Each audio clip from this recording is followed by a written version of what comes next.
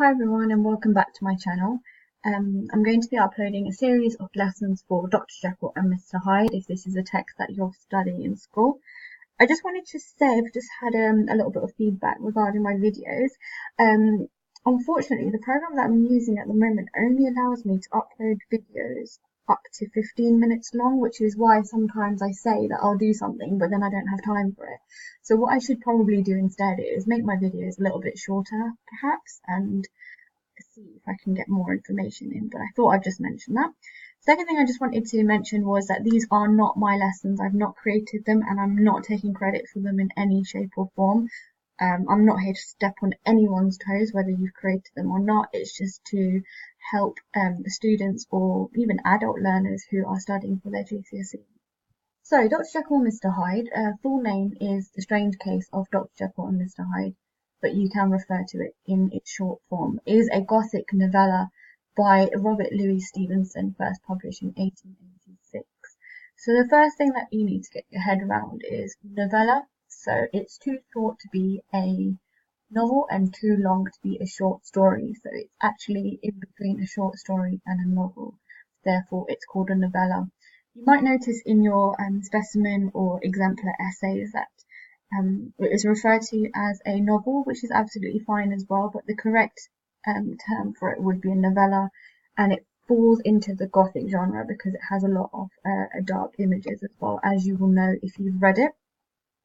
If you haven't read it, then you can follow my lessons as a guideline to start understanding it better, but of course your interpretations are also very valid. So it is about a London lawyer named Utterson who investigates strange occurrences between his old friend Jekyll and evil Edward Hyde.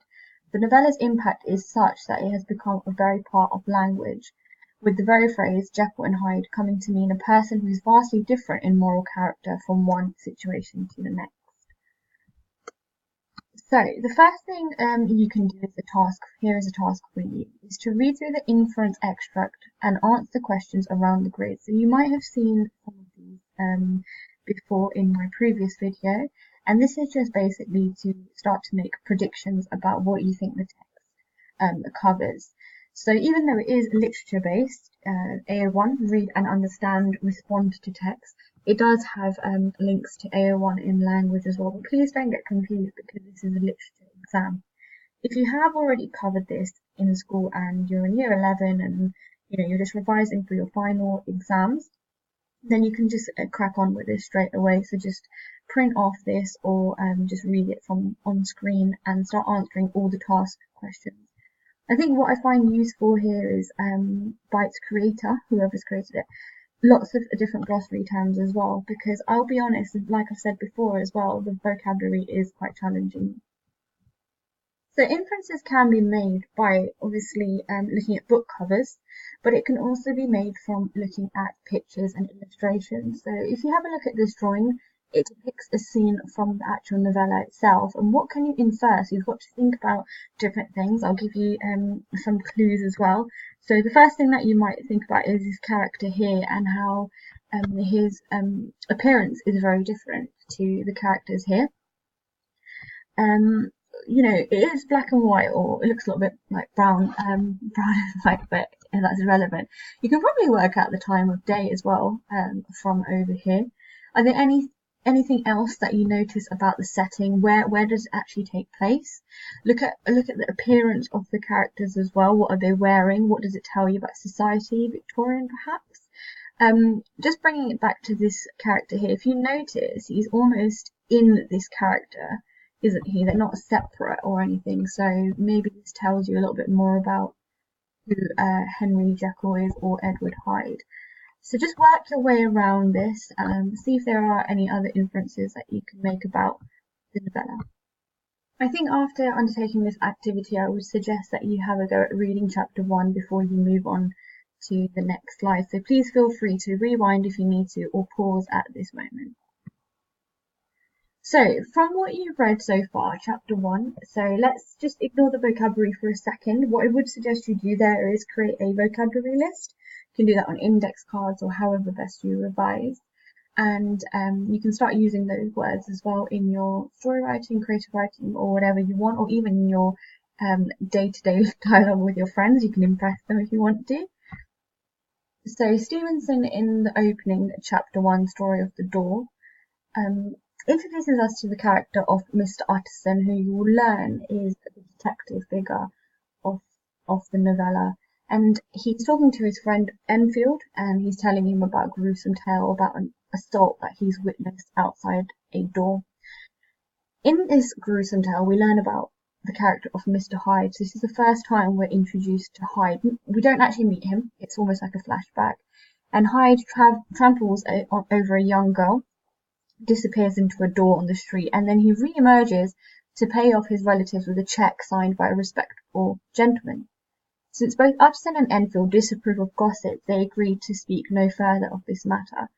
It happens, however, that one of Utterson's clients and close friend, Dr. Jekyll, has written a will transferring all of his property to the same person, Mr. Hyde, who Utterson was talking about.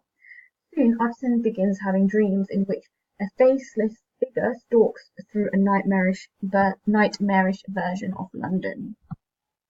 Okay, so I'm actually doing this without my book because I can't find it. I seem to have misplaced it somewhere, so I need to order another version of it. So hopefully what I'm saying is correct. No, it should be. So it's this idea of Utterson being a detective figure, as I've said before. And Utterson and Enfield, as you will learn when you read ahead, love going on long walks. And then obviously when Utterson arrives at this door, it reminds him of this story that he remembers. And there's quite a few key quotations here that you need to think about, which I will come to later on.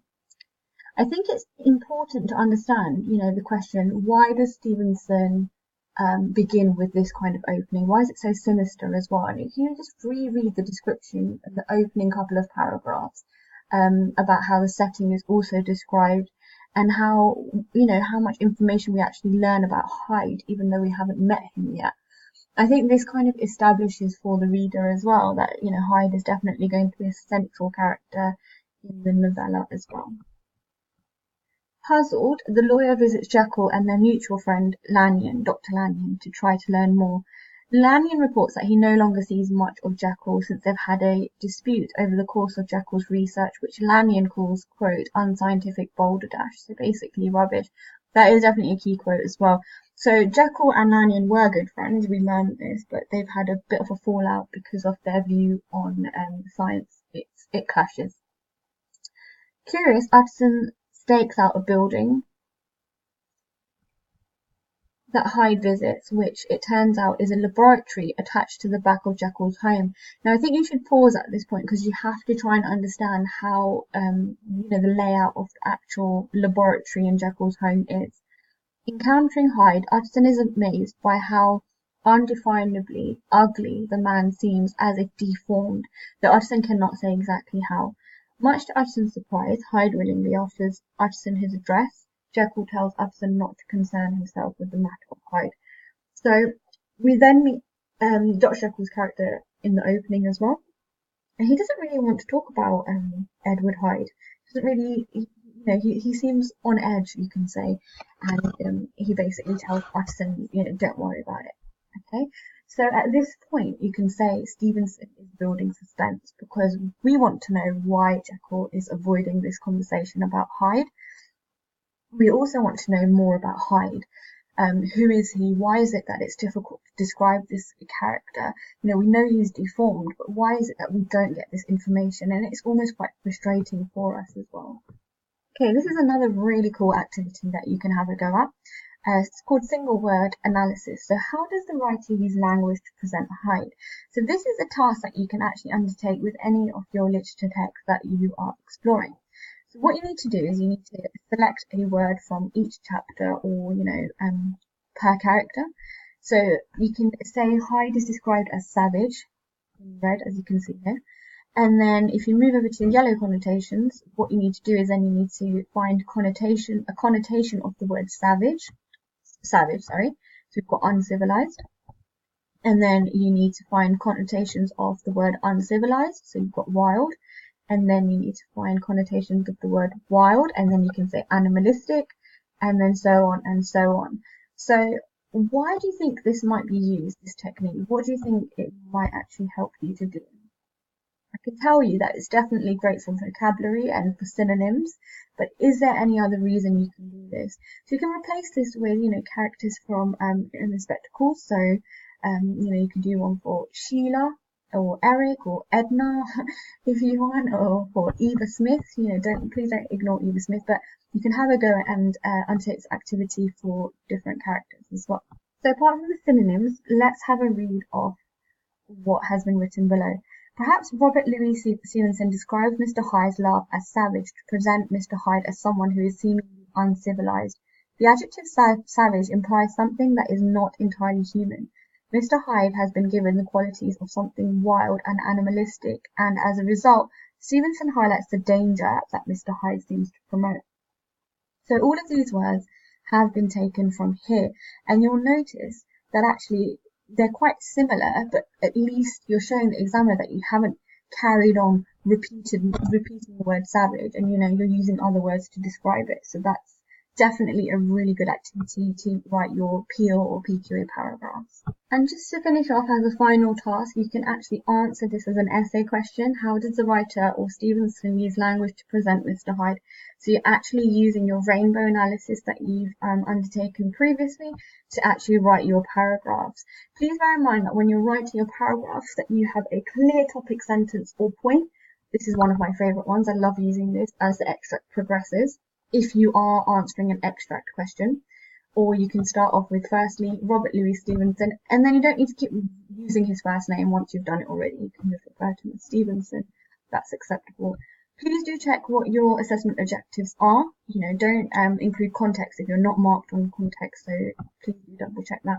And I hope this video has been really useful.